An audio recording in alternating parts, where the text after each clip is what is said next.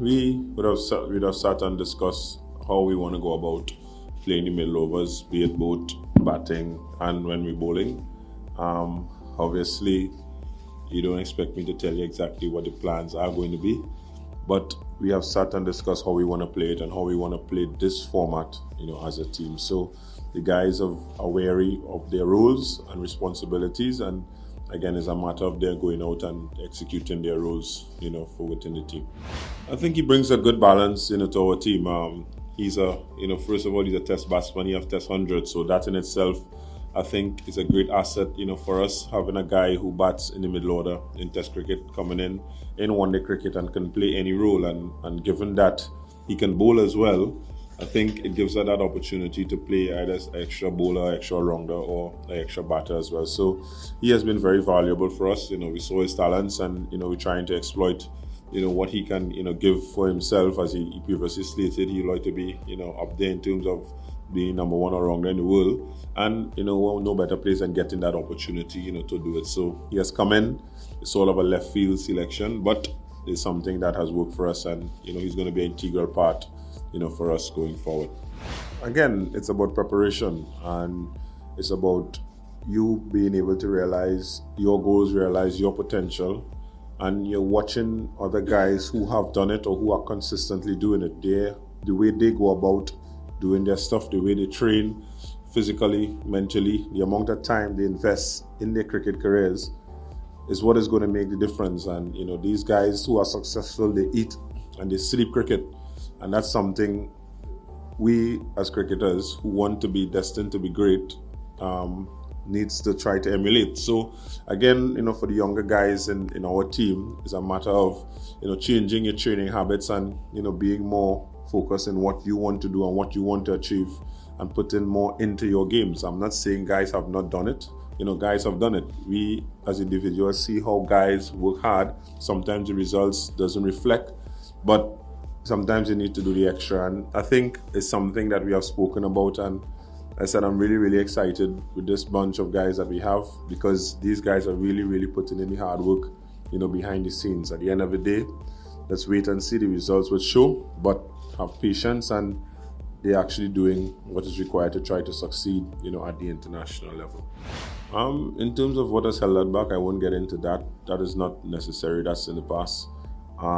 What is important for us, as you said, is that we came with a clear mission and a clear plan of how we want to approach 50 over cricket, how we want to approach playing the game, and getting guys in certain situations to be responsible and accountable for those things. So there's a process, there's something that we're actually going through, and as I said, the results mightn't show straight away. Yes, we won 3-0 against Afghanistan. We're coming up against a better, opponents. Not saying that Afghanistan is a bad opponent or anything like that. Not taking any away from them. They have world-class cricketers in their bowling lineup and their batting lineup as well.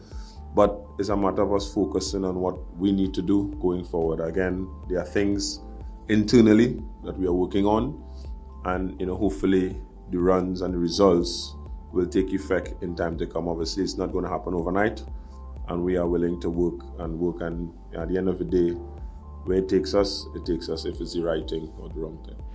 Again, getting selected in the IPL, yes, no.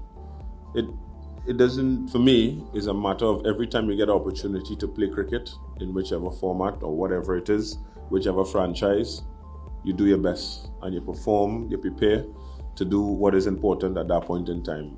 Getting selected in the IPL, these things is out of your control. What is in your control is being able to prepare as an individual and go out and perform. Everything else takes care of itself. So yes, getting picked in the IPL will be augurs well for guys, financially, experience-wise, as well. But it's not something that should be in the forefront, of your minds, in order to succeed. You just need to have that willpower to want to do well every single time you get opportunity to step onto the cricket field.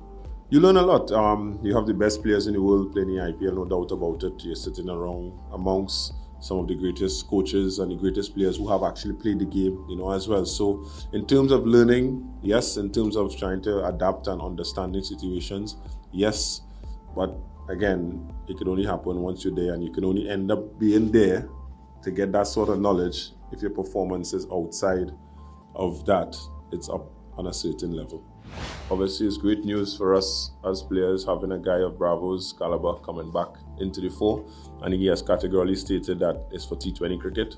But as Philip stated, tomorrow we have an important game. We have a one-day series coming up, which is more important right now than World T20. The T20 series is over.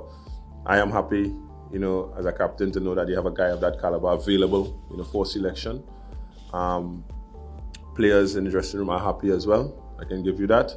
But as we speak right now, we are more focused on the job at hand, which is that 50-over game we have to play tomorrow.